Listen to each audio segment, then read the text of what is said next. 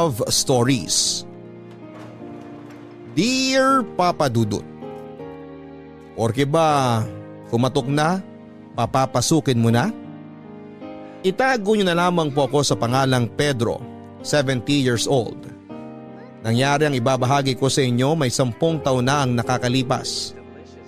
Sa edad kong ito marahil ay may mga nag-iisip sa inyo na baka masaya na akong nakapag-retire kasama ang pamilya ko.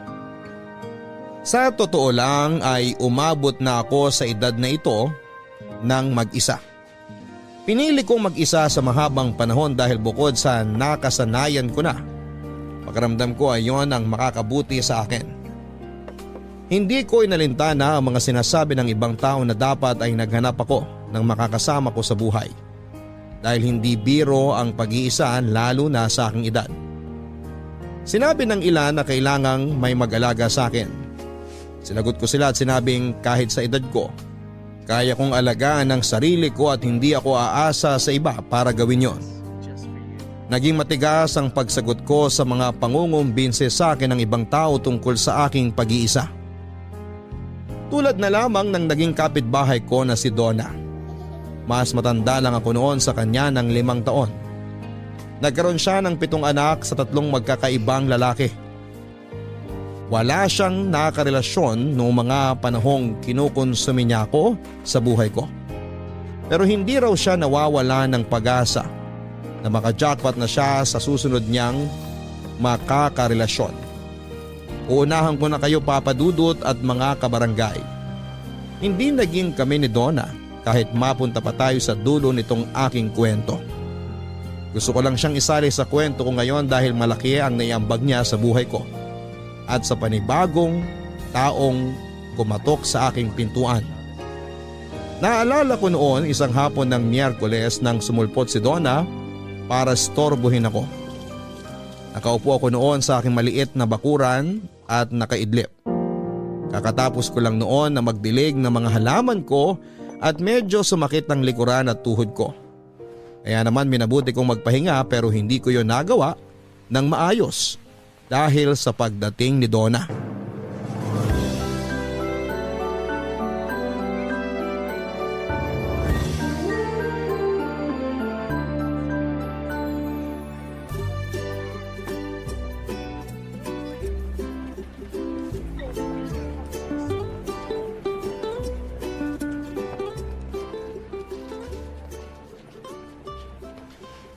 Kuya Pedro! Kuya Pedro! Ano na naman ba, Donna? Nakita mo nagpapahinga ako eh. Ay, akala ko kasi nagpapatan kayo eh. Nagpapatan? Yung ginagawa ng mga kano, yung nagbababad sa araw para medyo umitim. Bakit pa ako magpapaitim eh? Halos kulay-uling na nga ako. Oh, huwag kayong magalit. Nakakagalit kasi ang pang-iistorbo mo. Ang sungit nyo talaga, Kuya Pedro. Hindi naman nagkakalayong edad natin pero kung makakuya ka eh, kala mo laki na agwat ko sa'yo. Ay, ganun ba? Mukha kasing 20 years ang tanda nyo sa akin eh. Eh dahil siguro yan sa dalas ng pagsusungit ninyo. Balita ko ay nakakatanda ang pagsusungit at pagkukunot ng noo. Kaya bawas-bawasan mo yun. Huwag mo nga ako pinakikialaman, Donna. Kung wala ka ibang kailangan, umalis ka na. Kailangan ko ng pahinga ngayon dahil marami na naman akong kailangan gawin sa bahay mamaya. Hindi ka nakakatulong. Ay, may maitutulong ako sa'yo, kuya. O sige, Pedro na nga lang. Pwede ba kitang tawaging Pedro? Mas maganda, huwag mo na akong tawagin kahit kailan. Ay, hala siya. Iba talaga kapag nagkakaedad na at mag-isa pa. Pati ang pag-iisa ko sa buhay eh, papakailaman mo pa talaga ha? Wala ka ba ibang magawa sa buhay mo? Maglinis sa bahay, magpakain ng sandamakmak mong anak. Tapos na lahat yan, kaya marami akong time para pagsabihan ka. Sinabi ko bang pagsabihan mo ako? Bakit? Anak mo ba ako? Naku, ikaw talaga, Pedro.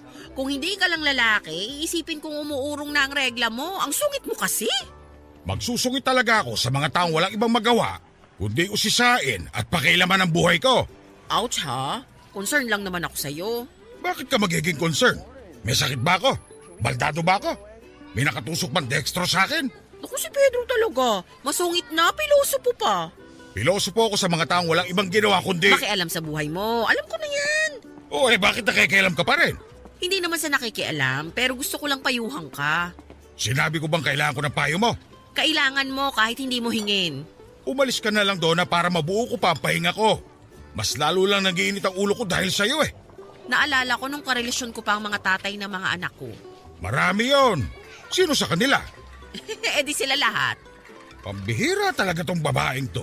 Uy, wag mo na akong i-judge. Naging masaya naman ako sa mga ex ko kahit hindi kami nagkatuluyan. Masaya ba yung papalit-palit ka ng karelasyon? Masaya ba yung nag-iiwan sila ng mga anak sa'yo? Masaya ba yung para sa mga anak mo? Naku, pasalamat ka Pedro, nakapagsimba ako last month ha. Hindi kita papatulan dyan sa mga sinasabi mo. Ang gusto ko lang naman puntuhin sa mga sinasabi ko try mo rin magmahal, umibig, lumandi. Try mo. Promise ko sa'yo, mawawala lahat ng galit mo sa katawan. Mas marunong ko pa sa akin eh. Masaya naman ako mag-isa. Sinasabi mo lang yan pero I'm sure kapag sumasapit ang gabit mag-isa ka na lang sa kama, bigla kang malulungkot dahil wala kang makayakap at makwentuhan tungkol sa nangyari sa buong araw mo. Marami kong una na kayakap. Ay bakit ako kwentuhan mo ba sila? Marami akong halaman. Sila ang kinukwentuhan ko. Alin dyan sa mga halaman mong sumasagot sa mga kwento mo? Itong anthurium. Baka itong aloe vera. Ay, baka itong kalachuchi. Umanap ka na lang ng ibang kausap mo. O teka, hindi mo pa sinasagot ang tanong ko. Sino ang madaldal sa mga halaman mo? Ewan ko sa'yo, Donna. Ewan ko sa'yo. Lumabas ako noon ng bahay at pumunta kung saan para makaiwas na kay Donna. Hindi naman niya ako sinundan pero naramdaman kong pinagmamasdan niya kung saan man ako noon papunta. Ang balak ko lang sana noon ay magtago lang pagkalabas ko ng bahay at hintayin na makaalis si Donna. Pero hindi naman siya kaagad umalis noon sa bahay kaya napilitan akong lumiko ng ibang kanto. Naglakad ako kahit na masakit na ang mga tuhod ko at medyo inaantok pa. Siniguro kong matatagalan ako sa paglalakad para pagkabalik ko ng bahay ay wala na si Donna sa labas ng gate ko. Nagpahinga lang ako saglit at sumandal sa isang poste na nakita ko sa kabilang kanto. Inabol ko ang aking hininga dala ng matinding pagod. Hindi na talaga sanay ang katawan ko sa paglalakad ng malayo. Lagi lang kasi ako noon na nasa bahay at hindi talaga ako lumalabas kung hindi naman kailangan. Napilitan lang talaga akong lumabas para maiwasan na ang pakialamerang si Donna. Noong nakabawi na ako ng lakas, naglakad pa akong muli. Medyo natuwa ako dahil nakalanghap din ako ng ibang hangin bukod doon sa nakapaligid sa aking bahay. Hindi ko na inalintana ang pagsakit ng aking mga tuhod dahil nasiyahan ako sa pagmamasid sa paligid ko. Hanggang sa nadaanan ko ang isang maliit na bakery. Naglaway ako sa may nakita kong tinapay papadudot kaya kinapa ko ang aking bulsa. At nasaktuhan namang meron akong dalang barya mula sa sukli ko sa pinangbayad sa inuming tubig ko noong bandang umaga. Binilang ko yon at saka inisip kung ano ang kakayaning mabili ng mga baryang yon. Nakakuha ko ng 3 malunggay pandesal, isang Spanish bread at 2 puding. Natuwa ako dahil kasya na yon hanggang bukas ng hapon. Naglakad na ako pabalik sa bahay matapos iabot sa akin ng tendera ang mga nabili kong tinapay. Hanggang sa napansin kong sumunod sa akin ang isang gusgusing batang babae na tansya ko ay nasa 8 taong gulang lamang noon.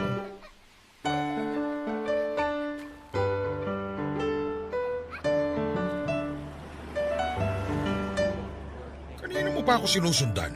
Anong kailangan mo, bata? Hindi po bata ang pangalan ko. Ningning po. Ay, wala akong pakialam sa pangalan mo. Huwag mo na ako susundan, ha? Bakit po hindi kayo pwedeng sundan?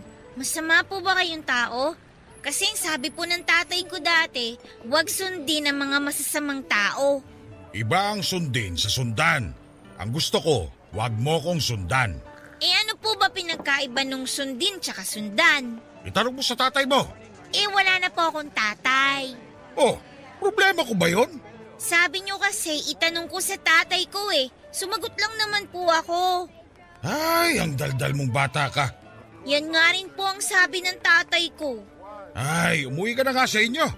Wala na akong lakas para makipag-usap pa sa'yo. Wala po akong uuwian Problema ko ba yon? Sabi niyo po kasi umuwi ako sa bahay namin. Sumagot lang naman po ako. Pagkapiloso pa rin, no, Mingming. Mingming po, hindi Mingming. Hindi naman po ako nagmimiyaw. Wala akong pakialam sa pangalan mo. Ang gusto ko, sundin mo ang sinasabi ko. Hindi po susundan? Nakakaubos ka ng pasensya. Nagtatanong lang naman po eh. Magtanong ka sa ibang tao, huwag sa akin. Bakit hindi po pwede sa inyo? Hindi po ba kayo tao? Eto na naman tayo. Uuwi na ako. Huwag mo ako susundan, ha? Huwag kayong susundan o huwag kayong susundin? Alin po ba sa dalawa yung gusto nyo? Sundin mo ang sinasabi ko sa'yo. Huwag mo kong sundan. Ang sungit nyo naman po. Ang kulit mo kasi. Makulit po ako pero hindi naman po ako masamang tao. Bakit? May sinabi ba ako na masama ka? Kasi po 'di ba, pwede tayong magalit sa mga masasamang tao. Bakit kayo nagagalit sa akin? Hindi naman po ako masamang tao. Alam mo, subukan mo maghanap ng pwede mong makausap kasi ayoko makipag-usap sa'yo. Bakit naman po? Ayan na naman. Bakit ayan na naman po? Bata, Ningning po. Ningning, bibigyan kita ng isang pandesal. Talaga po? Salamat po! Kasi kanina pa po ako nagugutom eh. Kapag nagugutom ka ba nagiging palatanong ka. Hindi naman po. Marami lang po akong tanong kasi marami po akong gustong maintindihan. Hindi lahat ng bagay kailangan mo maintindihan. Kailangan mo lang tanggapin na ganun talaga yon. Po? Ay, kunin mo na lang tong pandesal at umalis ka na, ha? Sige po. Huwag mo ako susundan. Pero susundin ko po kayo? Oo, Pag susundin ko po ang sinabi nyo na huwag kayong susundan po, hindi na ba kayo magsusungit?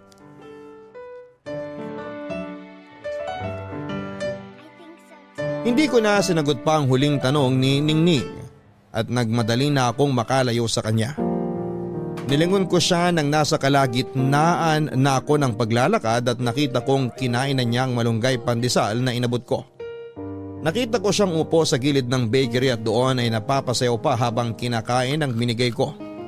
Yun ang pagkakataon ko para mas lalo pang bilisan noon ang paglalakad dahil baka sundan pa niya ako. Halos lumuwa noon ang baga ko sa paglalakad ng mabilis, Papa Dudut. Nung nakarating na ako sa bahay ay agad akong nagtungo sa kusina para uminom ng maraming tubig.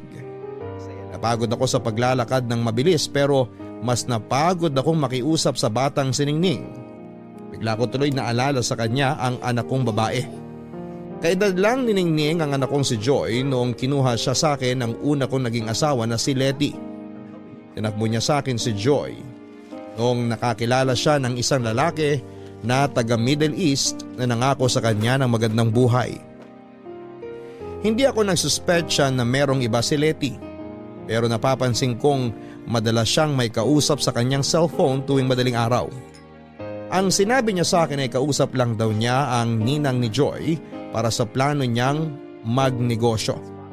Nagtiwala ako, Papa Dudut, pero yun pala ang pinakamalaking pagkakamali na ginawa ko. Nagising na lamang ako isang umaga, wala na ang damit ng mag-ina ko. Sinubukan kong tawagan si Letty pero hindi niya sinasagot ang tawag ko. Hinahanap ko siya sa mga kamag-anak niya pero nakatikom ang mga bibig nila. Halos mabaliw ako noon sa pangulila sa mag-ina ko hanggang isang araw bumalik si Letty. Natuwa ako dahil akala ko ay makukumpleto na kami pero meron lang siyang pinapirmahan sa akin para legal nang maitawid sa ibang bansa ang anak naming si Joy. Hindi ako pumayag noon sa gusto ni Letty at sinikap ko pa siyang kumbinsihin na manatili na lamang sa piling ko. Pero sinabi niya sa akin na hindi na siya masaya at nakahanap na siya ng pagmamahal sa iba. Wala akong nagawa sa gusto ni Letty. Kaya pinaglaban ko na lamang na makasama ang anak naming si Joy. Sinabi kong iwan na lamang niya sa akin si Joy kung balak niyang sumama sa iba pero nagmatigas si Letty. Sinabi niyang para rin kay Joy ang ginagawa niya. Hindi ko maintindihan noon si Letty hanggang sa sinabi niyang taga Middle East na karelasyon niya ang tatayong ama ni Joy para mabigyan siya ng magandang kinabukasan. Kinumbinsin niya akong mayaman ang lalaking yon at kaya niyang ibigay ang mga bagay na hindi ko kayang ibigay kay Joy. Pinamukha sa akin ni Letty lahat ng kakulangan ko pagdating sa pera para lamang mapapayag ako. Napapayag nga ako noon, Papa Dudut, pinirmahan ko ang papeles na nilatag ni Leti. Hindi na ako nakapag-isip noon dahil gusto kong mabigyan ng mas magandang buhay ang anak kong si Joy. Nung nakalisa si Leti ay saka ko na-realize ang kamali ang ginawa ko. Nabigla lang ako sa pagpirma pero noong natauhan na ako ay wala na akong magawa. Yun ang huling beses na nakita ko si Leti. Wala na rin ako naging balita sa kanila ni Joy mula noon. Sa paglipas ng mga araw ay nakaramdam ako ng lungkot dahil naalala ko ang anak kong si Joy. Sinisi ko si Ningning dahil doon, Papa Dudut. Sinubukan ko na kasing tanggalin sa alaala ko ang anak kong si Joy dahil nasasaktan lamang ako kapag naaalala ko siya. Nagkulong akong muli sa kwarto ko dahil nawalan ako ng gana na asikasuhin muli ang sarili ko. Saka lang ako lumalabas noon kapag hindi ko na makayanan pa ang labis na gutom. Napabayaan ko na rin ang mga alaga kong halaman pero narinig kong may mga nagpubuhos ng tubig doon. Sinilip ko mula sa bintana at nakita ko si Donna. Nakita niyang nakasilip ako kaya naman kumaway siya. Agad kong sinara ang bintana ko at saka nagbalik sa pagkakahiga. Inayaan ko na lamang si Donna sa ginawa niya sa mga halaman ko dahil wala akong lakas noon para makipagdiskusyon sa kanya. Kahit aminado akong nag-aalala ako noon sa mga halaman ko, ay hindi ko pa rin kinaya ng katawang kong manumbalik ang sigla at gana ko sa pag-asikaso sa mga yon. Natapos lamang ang pagmumukmuk ko noong dumaan ang nag-aabot ng mga bill ko sa kuryente at tubig. Noong nakalabas na ako ulit, saka ko binigyan ng pansin ng mga halaman kong halos malunod na rin dahil sa dami ng mga pinangdilig ni Donna. Napailing na lamang ako at saka kinuha ang mga kailangan ko para ayusin ang mga halaman ko. Na-enjoy ko ang pag-aayos ng mga halaman kaya hindi ko na napansin na may nakatingin na sa akin habang ginagawa ang trabaho ko. Noong tumayo ako para kumuha ng dagdag na lupa sa kabilang side ng bakuran ko, ay nakita ko si Ningning. Parehas pa rin ang suot niya noon. Ilaw na oversized t-shirt ng mukhang bestida niya yon dahil lumagpas na hanggang sa sakong niya. Madungis pa rin si Ningning noon at walang sapin ang mga paa niya. Napailing na lamang ako dahil alam kong mangungulit na naman siya. Nangyari nga ang iniisip ko. Nagsimula na naman siyang makipag-usap sa akin, Papa Dudut. Magandang hapon po, tatay! Huwag mo nga akong tawaging tatay. Hindi kita anak. Hindi po ba pag matanda ang lalaki, tinatawag na pong tatay? Tinatawag mo lang na tatay ang isang lalaki kapag ama mo siya. Ah, meron po ba kayong anak? Eh bakit ka ba nandito? Paano mo nalaman ang bahay ko? Sinundan ko po kayo nung naubos ko yung pandesal na binigay nyo. Paano nasundan ang bilis kong nakawala sa'yo? Akala nyo lang po mabilis kayo. Naabutan ko nga po kayo Pero nagtago lang ako kasi baka po sungitan nyo po ako ulit. Talagang susungitan kita kasi makulit ka. Umalis ka na nga. Ano po yung ginagawa nyo? Inaayos ko mga halaman ko. Kaya umalis ka na para matapos ko na to. Kapag inabot ako ng dilim, hindi ko na makikita itong mga ginagawa ko. Maglagay po kayo ng ilaw kapag madilim para makita nyo po. Ay, ayoko na makipag-usap sa'yo ha. Umalis ka na sabi. Teka lang po. Ano na naman ba? Itatanong mo na naman ba kung anong pinagkaiba ng sundin at sundan? Ibabalik ko lang po sa inyo ang malunggay pandesal na binigay nyo. Paano mong ibabalik naubos mo na nga? Pinagloloko mo ba ako? Hindi po. Bumili po ako. Andito nga po sa bulsa ko Ito po Kainin mo na lang yan para mabawasan ang kadaldalan mo. Ibabalik ko lang po sa inyo tong pandesal. Hindi ibabalik, ibibigay. Pag ibabalik, ibig sabihin, hiniram lang. Bakit? Yun bang eksaktong pandesal na binigay ko sa inyo nung nakaraan ang ibabalik mo? Hindi naman, di ba? Ibang pandesal na yan, di ba? Naiintindihan mo ba? Hindi po. Ay, ang hirap mong kausap. Kayo nga pong mahirap kausap Gusto ko lang naman pong ibalik tong pandesal sa inyo. Wala ka na ngang ibabalik kasi naubos mo na yung pandesal na binigay ko sa'yo dati. Ibang pandesal na yung hawak mo. Parehas po kasi ng sukat, kulay, amoy at lambot ng pandesal na binigay nyo tong pandesal na nabili ko. Pero magkaiba pa rin yon. Natagalan po ako sa pagpili ng pandesal na katulad nung inabot ninyo. Tiningnan ko pong mabuti kung alin din yung kaparehas ng pandesal na binigay nyo eh. Wala ka nang mahahanap na katulad ng pandesal na binigay ko sa'yo dahil nag-iisa lang yon at naubos mo na. Kaya nga wala ka nang maibabalik sa akin, di ba? Naintindihan mo na. Hindi pa rin po. Basta po ang alam ko, sabi ng tatay ko dati, kapag may ginawa siyang mabuti ang isang tao, ibabalik mo po yun sa kanya. Mali ang pagkakaintindi mo sa sinabi sa'yo ng tatay mo. Mali po ba? Hindi niyo po kasi pinaliwanag sa akin ng mabuti eh. Kasi po nasa langit na po siya. Gaano ka naman kasigurado na nasa langit ang tatay mo? Napupunta raw po kasi sa langit ang mga tatay. Mali yan. O bakit naman po?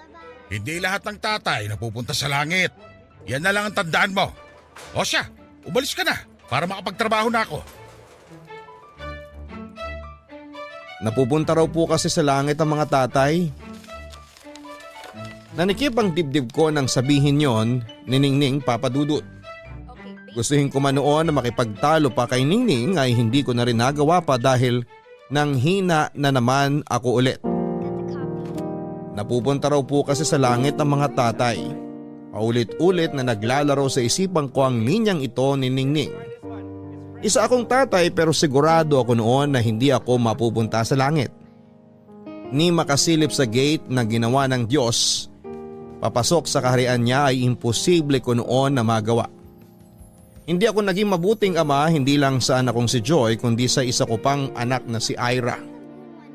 Si Ira ang naging bunga ng pagmamahalan namin ni Mercy, ang pangalawa kong naging karelasyon. Natagalan bago ko sumubok ulit na magmahal after kong iwan ni Letty, Papa Dudut.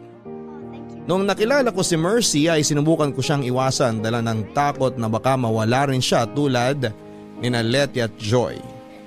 Kaya naman kahit nararamdamang kung gusto ko na si Mercy ay nagpigil ako. Pero talagang naging mapilit si Mercy na makilala ko at doon ay nagpaubaya na ako sa kanya. Muli akong sumugal na magmahal sa piling ni Mercy at hindi ko naman yon pinagsisihan. Pinaramdam ni Mercy sa akin na ako lamang ang mamahalin niya sa hirap man o sa ginhawa. Hindi ko siya noon magawang pakasalan dahil kasal pa ako noon kay Letty pero inintindi niya yon.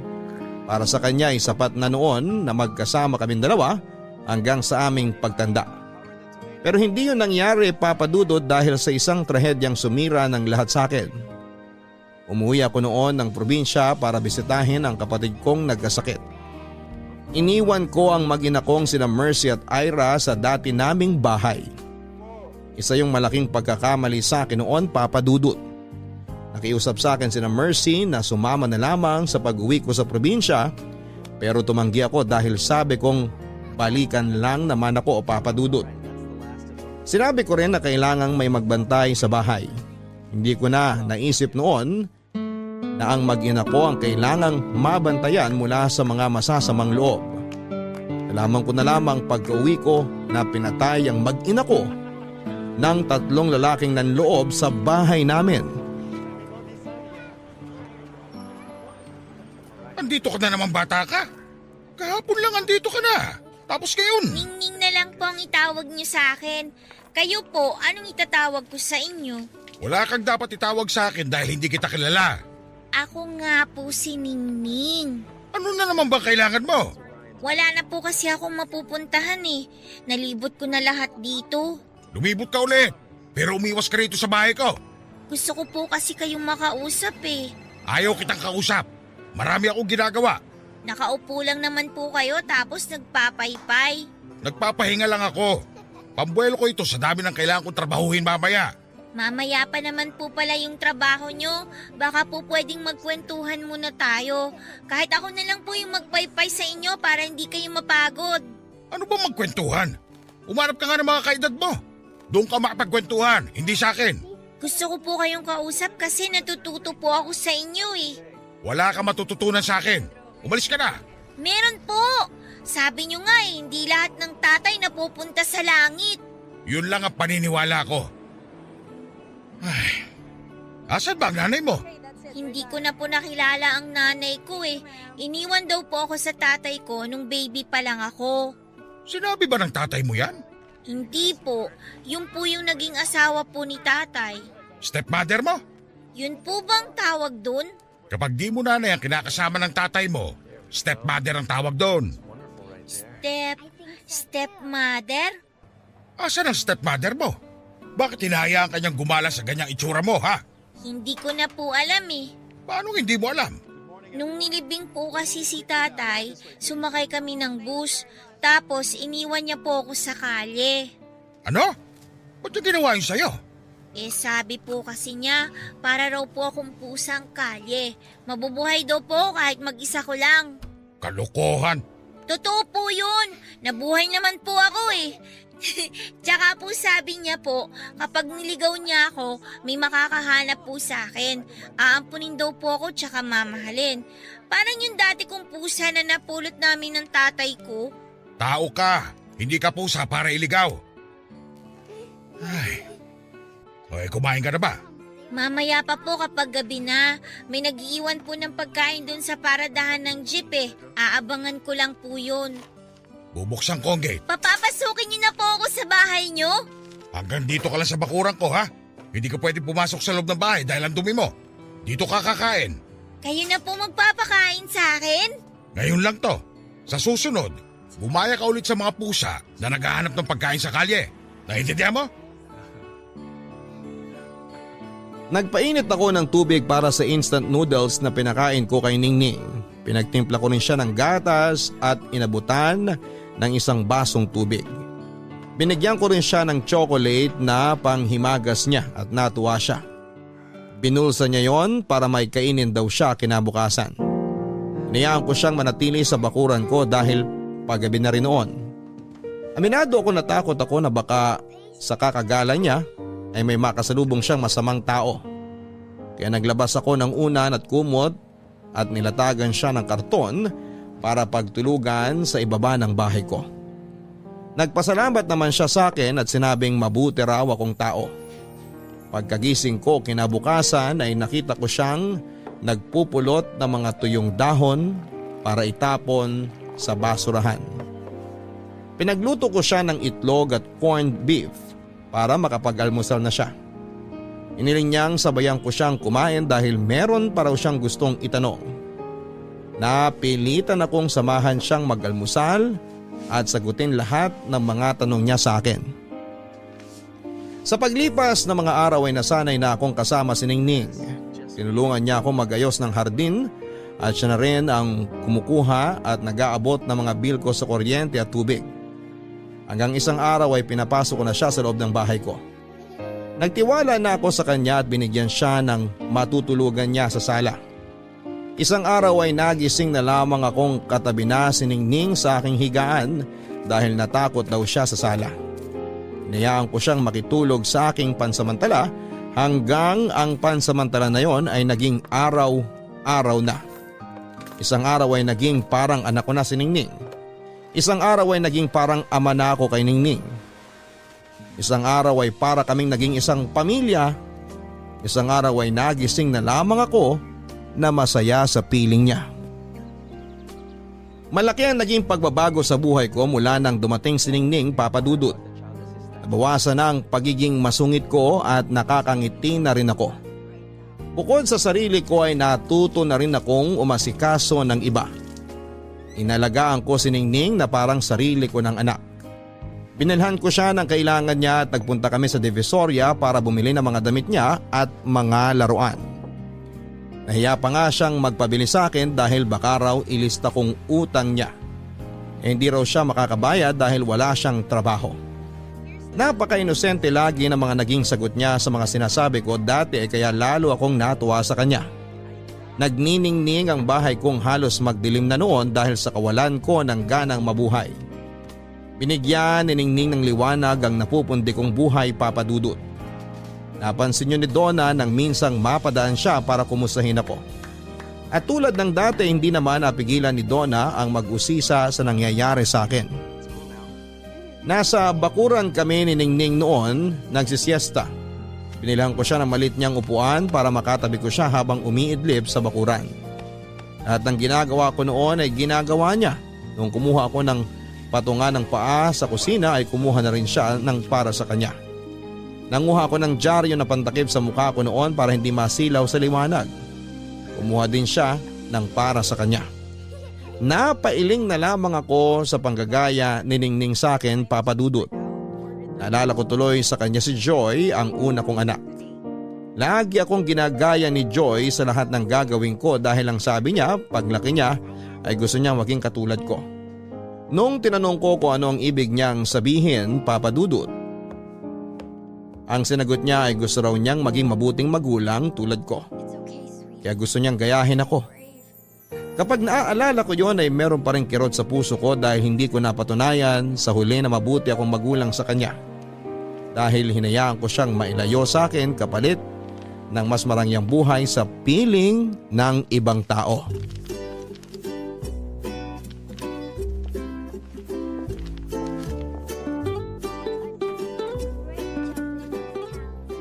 Bakit po may dyaryo sa mukha ninyo? Ano kayo, mga tinapa? Pabili nga. Andito ka na naman ba para mambuisit, Donna? Ako po si Ningning, Ate Donna. Aba, ay hindi ka naman nagsasabi, Pedro. Meron ka na palang anak. Kailan mo siya inireha? Hindi ko siya anak. Eh ano, halaman mo. Nadampot ko lang dyan sa labas. Nadampot? Ano, pusa lang? Yun nga po ako, pusang ligaw. Meow, meow.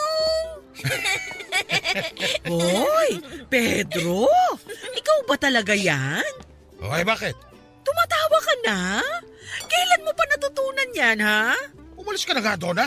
Istorbo ka talaga sa pahinga. Isang tawa pa nga dyan. Ang sarap sa ears. Tumigil ka na sabi. Lagi naman pong tumatawa si Pedro. Oy, bata! Ningning po ang pangalan ko. O siya, Ningning, hindi dapat Pedro lang ang tawag mo sa kanya. Iyon daw dapat ang itawag ko sa kanya eh. Hindi po ba, Pedro? Ako ang nagsabi. Baguhin mo naman, Pedro. Pwede namang tito, kuya, o kaya tatay. Hindi ko siya kaano-ano para tawagin ako ng ganyan. Ayos na yung Pedro. Gusto niyo po bang pumasok dito, Ate Donna? Gusto ko sana kung papayag si Pedro. Ako na po magbubukas ng gate. Ningning, huwag mo siya pagbuksan. Bakit naman po? Hindi ako nagpapapasok ng di ka kilala. Eh bakit niyo po siya kinakausap kung hindi niyo po siya kilala?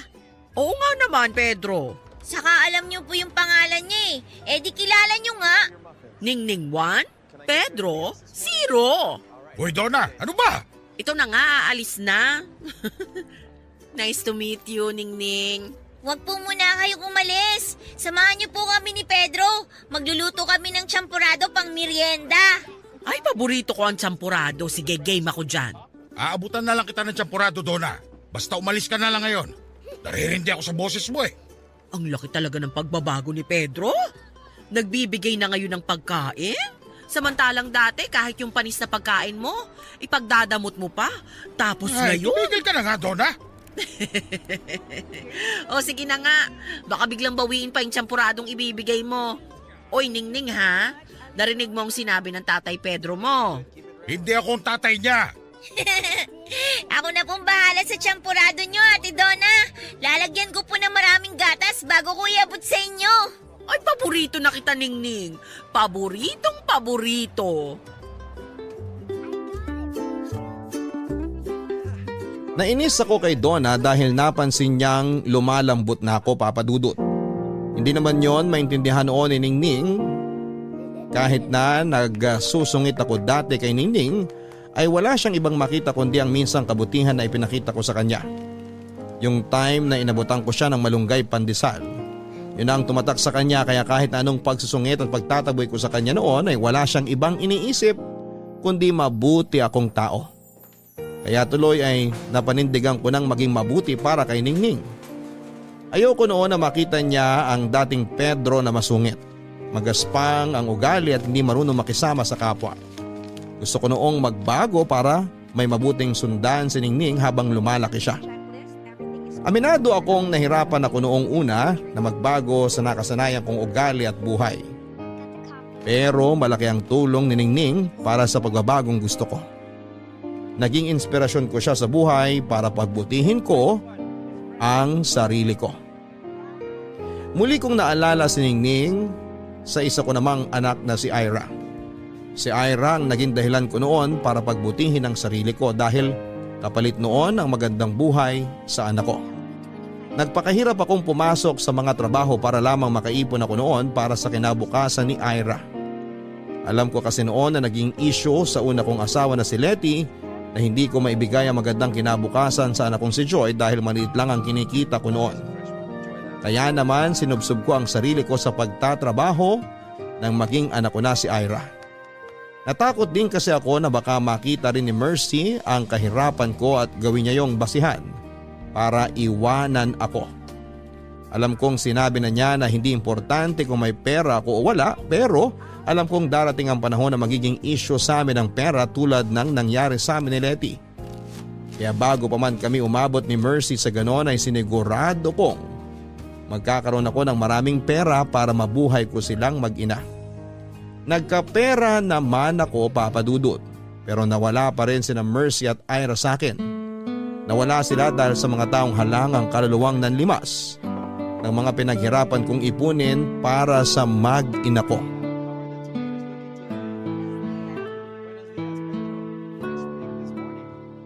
Matulog na tayo.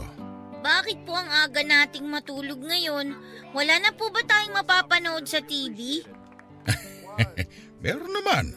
Eh di manood na po muna tayo. Kukuha po ako ng gatas na iinumin natin habang nanonood. Ningning, matulog ka na. Bukas na lang tayo bumawi na manood ng TV. Bakit naman po? Kasi maaga tayong pupunta sa school bukas. School? May kakilala akong teacher. Magpapatulong ako para makapasok ka na sa school. Pag-aaralin niyo po ako? Bakit naman hindi? Ayaw mo ba? Gusto ko po! Gusto ko po! Yun naman pala eh. Kaya matulog ka na ha? Para mabilis kitang magising bukas. Pwede na po ba ako mag-aral kagad bukas? Siyempre hindi pa. May mga kailangan pang ayusin bago ka makapasok sa school. Kaya nga lalapitan ko muna yung teacher na kakilala ko para matulungan ako sa pag-aaral mo eh. Matuturuan na po ba ako magsulat ng pangalan ko? Hindi lang magsulat ang pangalan mo, pati magbasa. Masasabayan ko na po kayo magbasa ng dyaryo! Huwag muna dyaryo ang basahin mo. Mga libro muna galing sa school. Eh kailan po ako pwede magbasa ng dyaryo? Kapag lumaki ka pa ng konti. Paano po kung hindi na ako lumaki? Ano ba namang tanong yan? Lahat ng bata lumalaki. Para po kasing hindi na ako lumalaki eh. Eh paano? Puro ka puyat. Matulog ka lagi ng maaga para lumaki ka pa. Good night po, Pedro! Oh, nasamid ka ba? Hindi po. Makati lang po yung lalamunan ko. Ano bang kinain mo? Yung sopas po na niluto ninyo. Teka, pahawak nga ng noo mo. Oh, nako, may sinat ka. Wala naman po ah. Ito nang sinasabi ko eh. Nagpaulan ka kasi kahapon. Kinuha ko lang po yung mga nakasampay na basahan sa gate. Hindi ka dapat nagpapaulan. Sorry po, Pedro. Bumangon ka na riyan. Bakit po? Pupunta tayo ng ospital. Ayoko po sa ospital. Tutusukin nila ako nung injection. Hindi. Painumin ka lang ng gamot. Walang injection. Dito nyo na lang po ako painumin ng gamot. Wag na po sa ospital. Ay hindi pwede. Mga doktor ang nakakaalam sa ipapainom sa'yo. Baka kung ano na yan. Baka mamaya dengue na o malaria. Hindi naman po masama ang pakiramdam ko. Ubo lang po ito. Wag na po kayong mag-alala. Paano hindi mag-aalala? Baka mamaya kung ano na yan eh. Bumangon ka na riyan. Sige na, please. Matulog na po tayo, Pedro, para makapunta tayo sa school bukas. Walang pupunta sa school hanggat hindi ka gumagaling. Malakas naman po ako eh. Makati lang po yung lalamunan ko. Baka po may nakain lang po akong langaw o kaya lamok. Diyan nagsisimula ang lahat eh. Bago na. Pero Pedro... Walang Pedro. Makinig ka sa akin kung ayaw mo magalit ako. Opo. Magtsinelas ka na at kukuha na kita ng jacket mo. Opo. Dalihan mo ng galaw, Ningning!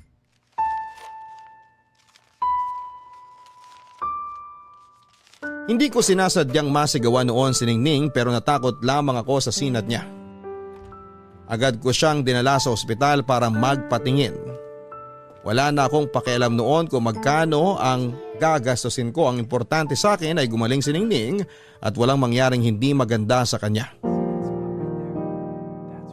Nang nasa ospital na kami ay doon ko nalaman na sinat lang talaga at walang kahit na anong problema sa kanya, Papa Dudut. Ako pa yung namilit sa nurse na i-check siyang mabuti. Nagpresenta rin ako magbayad ng doble kung kailangan, masigurado lamang na totoong ligtas si Ningning. Pinakalma ako ng nurse at sinabing wala akong dapat na ipag-alala dahil walang kahit na anong problema sa kalusugan si Ningning. Talagang sinat lang daw yon at normal lang sa mga bata at hindi pa rin ako napanatag. Pero noong initahan ako ni Ningning ay nawala ang lahat ng takot ko. Nakahinga ako ng maayos at hindi ko na inisip pa na may problema sa kanya. Umalis na rin kami sa ospital at agad nang umuwi noon sa bahay para maituloy ang pahinga ni Ningning. Nalungkot siya noong sinabi kong hindi muna kami pupunta sa school para makabawi siya ng lakas. Nangako naman ako sa kanya na oras na gumaling siya ay pupunta kami kaagad sa school para makapag-aral siya. Napraning ako, Papa Dudut, dahil sa kalagayan ni Ningning ay bigla ko naalala noong mga bata pa lamang kami noong isang kapatid ko. Namatay ang bunso kong kapatid noong 12 years old pa lamang ako noon. Baby pa noon ang kapatid ko at pinagkatiwala siya sa akin ng mga magulang ko dahil kailangan nilang puntahan ang isa kong kapatid sa school dahil napaaway sa klase niya. Wala naman naging problema sa pagbabantay ng kapatid ko. Nung nakita kong tahimik lang na nakahiga ang bunso kong kapatid ay naglaro muna ako. Noong binalikan ko siya ay tahimik pa rin at nakatulala sa kisame. Inayaan ko lang kahit medyo iba na ang pakiramdam ko. Nakaidlip pa ako sa bandang paanan ng kama habang binabantayan si bunso. At nagising na lamang ako sa sigaw ng nanay ko. Nangitim na ang mukha ni bunso pero gising pa rin siya ngunit hindi gumagalaw. Agad na tinakbo ng mga magulang ko sa ospital ang bunso namin pero nasa kalagitnaan pa lamang sila ng biyahe ay pumikit na ang mga mata ni bunso. At yun ang huling beses na nakasama namin siya, Papa Dudut. Inako ko ang sisi ng mga magulang ko dahil sa nangyari. Nagbago ang pagtingin nila sa akin at nawala ng tiwala hanggang sa dulo ng kanilang hininga. Kaya pinangako ko sa sarili ko na lahat ng mahal ko sa buhay ay di mawawala sa mundong ito nang hindi ko inaalagaan at hindi ko pinaglalaban. Dahil sa nangyari kay Ningning at sa muling pag-alala ko sa nangyari sa bunso kong kapatid, nagduda na ako sa kakayahan kong makapag-alaga pa ng isang tao sa buhay ko. Natakot na ako na baka mapasama ang buhay ni Ningning dahil sa akin. Naisip ko na kapag nagtagal si Ningning sa buhay ko ay baka wala akong magandang maidulot sa kanya. Kaya naman nag-decide akong wag na lamang siyang ampunin. Hindi ko muna yung sinabi sa kanya, inintay ko muna na gumaling siya sa kanyang lagnat. Nakailang beses siyang nagtanong sa akin tungkol sa pagpapaaral ko sa kanya. Pero naging matipid lamang ang mga naging sagot ko. Hindi naman siya nakahalata at nakita kong excited pa rin siya dahil akala niya matutuloy ang plano naming mapag-aral siya. Nakonsensya ako ng bahagya. Lalo na noong nakikita ko siyang nagmamadaling gumaling para lamang makapag-practice ng magsulat sa kanyang pangalan sa papel. Mas lalo tuloy akong nahirapan noon dahil hindi ko kayang sirain ang kagustuhan niyang makapag-aral. Napamahal na sa akin si Ningning, Papa Dudut. Kaya kahit gusto ko noon na makasama pa siya ay hindi ko pa rin yon pinili dahil alam kong mas mapapabuti siya sa iba. Naisip kong hanapin ang stepmother niya o kaya ay kahit na sinong kamag-anak niya para kunin na siya. Ayoko na noon na magkaroon pa ng isang inaalala at panibagong responsibilidad. Natakot ako na baka hindi ko siya maalagaan ng sapat at iyon pa ang maging dahilan para mawala siya ng maaga sa mundong ito. Kung hindi lang talaga sa mga pinagdaanan ko dati sa mga mahal ko sa buhay, baka pwede pa akong sumugal kay Ningning. Pero dahil sa lalim ng trauma na dinulot ng nakaraan sa akin ay hindi ko na nakikita ang sarili kong magagawa pang magmahal ng isa pang individual. Noong tuluyan ng gumaling si Ningning ay sumunod kong inasikaso ang pagpapaubaya sa kanya sa mga kamag-anak niya. Doon ko na binalak sabihin sa kanya ang totoong mangyayari. Ngiti ka ng konti lang, tapos tingin ka rito sa camera ha? Pwede po ba ako magpa-cute sa picture? Pwede ko po bang itaas tong kamay ko? Hindi, yung normal lang. Parang nagpapapicture sa ID. Ano po yung ID? Basta sumunod ka na lang sa sasabihin ko ha? Ipiti mo sa tenga mo yung buhok mo para makita yung mukha mo. Malaki po tenga ko eh. Hindi po maganda sa picture. Hayaan mo na kung hindi ka maganda sa picture. Basta malinaw yung picture. Dali na! Para po ba saan yung picture? O yung bangs mo, hawiin mo ng konti. Natatakpan ang mata mo eh. Itatali ko na lang po yung bangs ko. Saglit lang po ha. Kukunin ko lang po sa bag yung tali. Huwag na, Ningning. Kailangan na kita mapicturan para mapaprint ko na to. Baka magsara na yung printing shop eh. Gagamitin ko po ba yun sa school? Pwede po bang mag-lipstick ako parang si Ate Donna? Para po maganda po ako. Hindi na kailangan. Bawal po ba sa school ang lipstick? Hindi naman kasi to gagamitin sa school. Eh para saan po yan? Basta. Pwede bang dalawa po tayong magpa-picture? Ilalagay ko po sa bulsa ko palagi. Hindi na kailangan. Ikaw lang dapat ang mapicturan ngayon. Eh bakit ako lang po? Ang dami mo namang tanong, Ningning eh. Gusto ko lang naman pong malaman. Gusto mo malaman? O sige. Kailangan kita mapicturan para mahanap ko na mga kamag-anak mo. Bakit niyo po hahanapin mga kamag-anak ko? Aampunin niyo na rin po ba sila dito? Kasi ibabalik na kita sa kanila. Bakit niyo po ako ibabalik sa kanila? Ayaw niyo na po ba sa akin? Hindi na kita kayang alagaan. Sarili ko nga hindi ko maasikaso, ikaw pa kaya? Ibabalik niyo po ba ako dahil hindi ako naguhugas ng paa bago matulog? O dahil po ba laging baliktad ang tsinelas ko? Hindi yun ang dahilan. Uubusin ko na po yung gulay na pinapakain niyo sa akin. Inom na rin po ako palagi ng maraming tubig. Kailangan mo na nga bumalik sa totoo mong pamilya. Ayaw niyo na po ba ako maging pamilya niyo? Bata ka pa. Hindi mo maiintindihan. Pag lumaki ka na, mauunawa mo itong ginagawa ko para sa'yo. Pag matutulog po ako sa hapon, lalaki na po ako agad, di ba? Hintayin niyo na lang po ako lumaki. Hindi ka pwedeng lumaki sa poder ko. Ay, Ningning. Gusto ko mang ipaliwanag sa'yo lahat, pero hindi mo talaga maiintindihan. Kapag nag-school po ako, Pedro, maiintindihan na po kita. Kasi sabi ni Ate Donna, magigising daw yung utak ko sa school. Tatalino daw po ako. Yung totoong pamilya mo na lang magpapaaral sa'yo. Pero... Ningning naman! Ang tigas talaga ng ulo mo. Ngayon nagsisisi na ako bakit pa kita pinapasok dito sa bahay ko eh. Sakit ka lang ng ulo. Pedro! Umayos ka na ng tayo para mapicturean na kita. Para matapos na to. Dali mo! Pedro! Ano? Ayaw niyo na ba ako maging anak?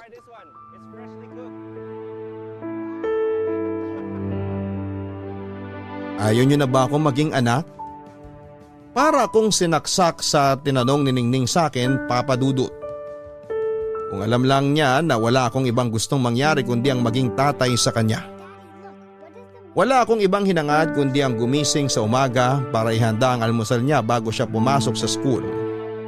Pinangarap kong ihatid siya sa eskwelahan at hintayin na makapasok siya sa classroom bago ko umuwi para naman maglinis ng mga kinalat niyang laruan sa kwarto. Nangarap akong maturuan siya sa mga assignment niya bago siya matulog sa gabi. Marami ako naging pangarap para sa kanya pero alam kong hindi ko yon pwedeng makamit dahil hindi ako ang taong dapat na mag-alaga sa kanya. Nadurog ako habang iniisip na ang ibang tao ang magluluto ng almusal niya.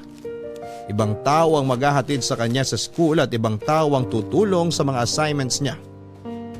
Nakakadurog pero yon ang realidad na kailangan ko noon na tanggapin. Na-realize kong hindi ko kayang maging ama para kay Ningning dahil hindi pa ako buo at marami pa akong kailangang ayusin sa sarili ko. Papa Dudut, gustuhin ko man noon na ariin siya bilang sarili kong anak ay hindi ko yon magawa dahil hindi pa ako naghihilom sa nakaraan. Ayokong ang mga naging sugat ko sa nakaraan ang maging dahilan para hindi ko siya mabigyan ng magandang kinabukasan na dapat ay para sa kanya. Mahirap man pero tinuloy ko ang paghahanap sa mga kamag-anak ni Ningning. Kung saan-saan ako napunta para lamang maihatid na sa kanila si Ningning pero nabigo ako. Pinaskil ko na rin ang ibang larawan ni Ningning pero wala ni isa ang tumawag sa akin para kunin siya, Papa Dudut. Nakulitan na ang mga pulis sa akin dahil sa pabalik-balik ko sa kanila. Nahiya na rin ako at hindi na umulit pang magtanong sa kanila at lumipas ang mahigit 3 buwan pero wala akong naging balita sa ginawa kong paghahanap sa mga kamag-anak ni Ningning. Nalungkot ako at tinanggap na marahil ay wala nang ibang gustong kumupkop kay Ningning kaya nga siguro siya iniligaw na parang pusa ng kanyang stepmother. Kaya naman pinapunta ko si Donna sa bahay para humingi ng pabor.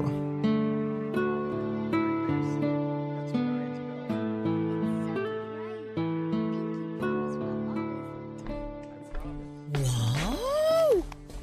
Ang ganda pala ng loob ng bahay mo, Pedro. Yayamanin. Maupo ka. Salamat. Ano ba yung kailangan mo? Mukhang seryoso yan ah. Ngayon mo lang ako pinapasok dito sa bahay mo eh. Hihingi lang sana ako ng pabor sa'yo. Naku, parang hindi ako pwedeng tumanggi sa'yo ah. Sa totoo lang, nagbabakasakali ako na hindi ka tatanggi. O ano ba yon?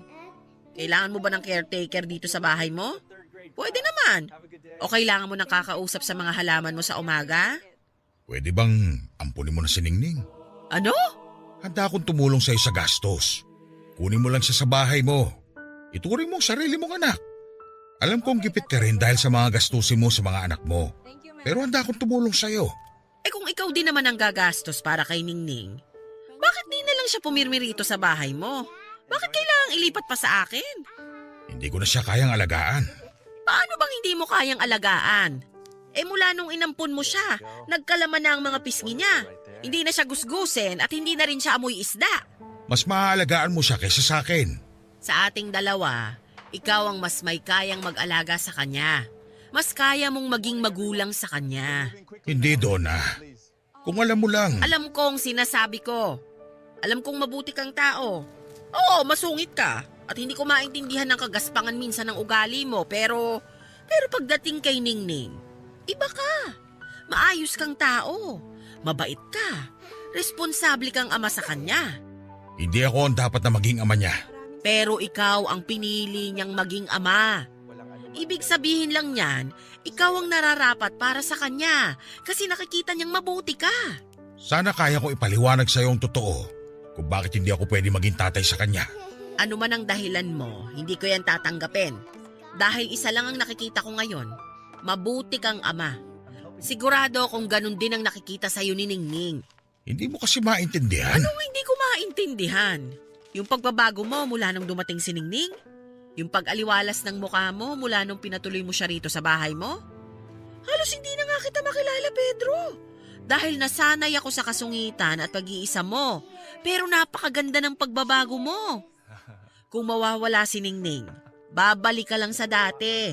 Didilim na ulit yung pagmumukha mo. At ano namang masama kung bumalik ako sa dati? Di naman nakakagambala sa iyo ang dating ako ah. Ano naman ngayon kung maging masungit at bumalik ako sa pag-iisa? Magiging sagabal ba yun sa buhay mo? Hindi, pero alam kong makakasira yun sa'yo. Alam kong masaya ka na sa lagay mo ngayon. Alam kong gusto mo rin ang pagbabago mo. Hindi mo lang matanggap na merong isang taong nagpabago sa'yo. Hindi mo lang matanggap na si Ningning yon. Hindi ito tungkol sa pagbabago ko, Donna. Tungkol ito kay Ningning.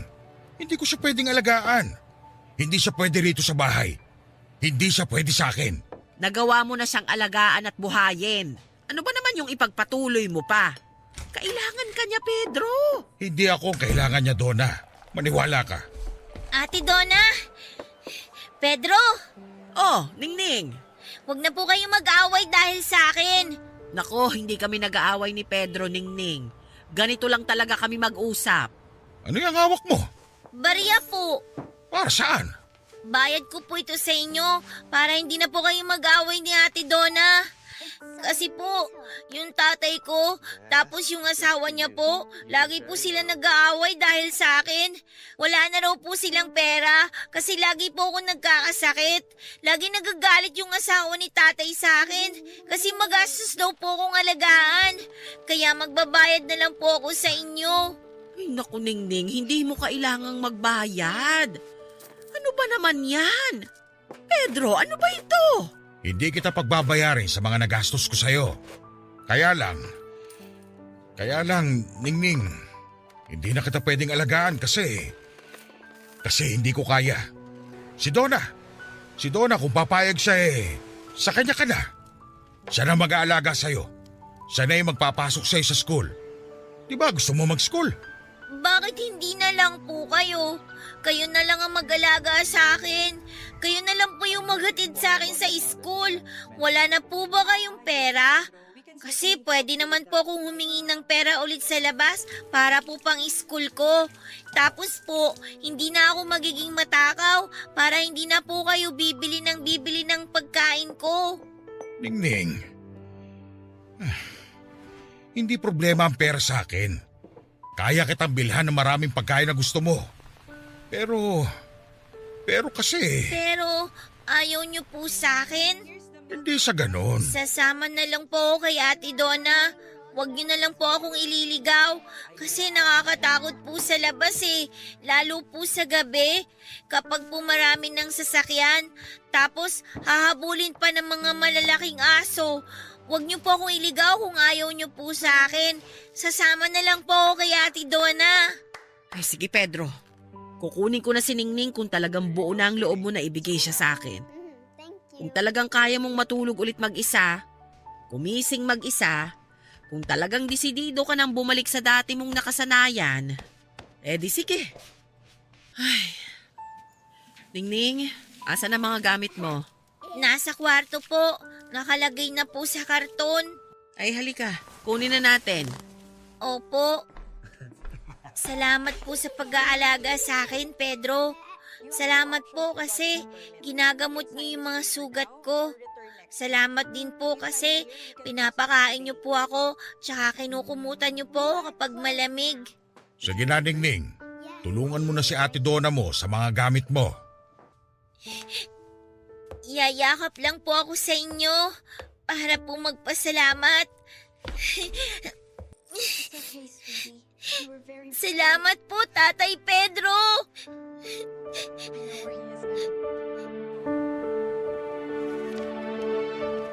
Tatay Pedro, napakagaang pakinggan. Tinawag ako ni Ningning na tatay at doon ako tuluyang nagiba, Papa Dudut. Nawala lahat ng pagpapanggap kong matapang ako. Mas nakaramdam ako ng takot dahil nagustuhan ko ang pakiramdam na tawaging tatay. Naisip kong hindi ako yon. Matagal akong natakot na muling maging tatay dahil 2 bata na ang hindi ko naalagaan ng wasto. Pero noong niyakap ako ni Ningning at tinawag akong tatay, yung takot ay andun pa rin pero tinulak ako ng takot na yon para mas makita ng malinaw na handa na ako. Handa na akong maging tatay muli. Ang takot na naramdaman ko ang nagpamulat sa akin ng ganon talaga kapag magulang ka. Laging may takot na hindi mo magampanan ang iyong responsibilidad pero ang takot na yon ang siyang magtutulak sa iyo para mas pagbutihan pa. Niyakap kong pabalik si Ningning at doon ay tuluyan na akong napaiyak. Doon ko naramdaman na mas takot akong mawala siya kesa sa takot kong hindi siya maalagaan ng tama. Hindi ko na siya pinakawalan pa noon, Papa Dudut. Ako nang naging tatay ni Ningning mula nung araw na yon. At hindi ko yon pinagsisihan hanggang sa dulo ng hininga ni Ningning. Makalipas lamang ng 5 taon, Papa Dudut, ay binawi na ng Diyos si Ningning sa akin. May matagal na palang karamdaman noon si Ningning kaya siya nagawang iligaw ng kanyang stepmother. Isang malaking himala na nga lang na nabuhay pa siya ng 5 taon pagkatapos mag-cruise ng aming landas. Ayon na rin sa mga doktor na nakausap ko marahil ay isa yung himala pero sa akin yun ay dala ng pagmamahal. Pagmamahal ko ang nagdagdag sa buhay niya. Sa ngayon ay pinagpapatuloy ko ang buhay Papa Dudut kahit nawala siya. Lagi akong naglilibot sa mga kalye para magpakain ng mga batang wala ng magulang. Yun ang naging paraan ko para alalahanin ang naging buhay ni Ningning. Hindi na ako nakaramdam pa ng takot, Papa Dudut, kung meron man ulit na kumatok sa buhay ko para makasama ko. Hindi ko na siya pagdadamutan muli ng atensyon. Yun ang itinuro sa akin ni Ningning at hindi na ako takot na magpapasok muli sa buhay ko dahil ang kapalit naman noon ay ang kasiyahan kahit alam kong panandalian lamang. Hanggang dito na lamang po ang aking liham. Ako ang inyong kabarangay forever, Pedro. Lahat tayo ay merong kinakatakutan. Ang ilan sa atin takot na mag-isa. Ang ilan sa atin ay takot na maiwanan at may kanya-kanya tayong dahilan sa mga takot natin na nag-uugat sa ating nakaraan. Ang mga takot sa kasalukuyan ay dahil sa mga hindi nasasagot na tanong sa ating mga nakaraan. Maaaring hindi nabigyan ng linaw ang mga katanungan kahapon kaya takot kang sumugal sa ngayon. Kung sakali mang ganito ang iyong pakiramdam ay hindi ka nag-iisa. Panigurado akong meron kang kasama. Hindi lang ikaw ang takot, hindi lang ikaw ang tumatakbo sa iyong nakaraan. Marami kayo. Marami tayo. Hindi nakakahiyang ilantad sa iba ang totoong dahilan ng iyong mga takot. Kailangan mo lang ng mga taong makakaunawa at mga taong handang magpasensya. Normal na ikay matakot, huwag kang mag-alala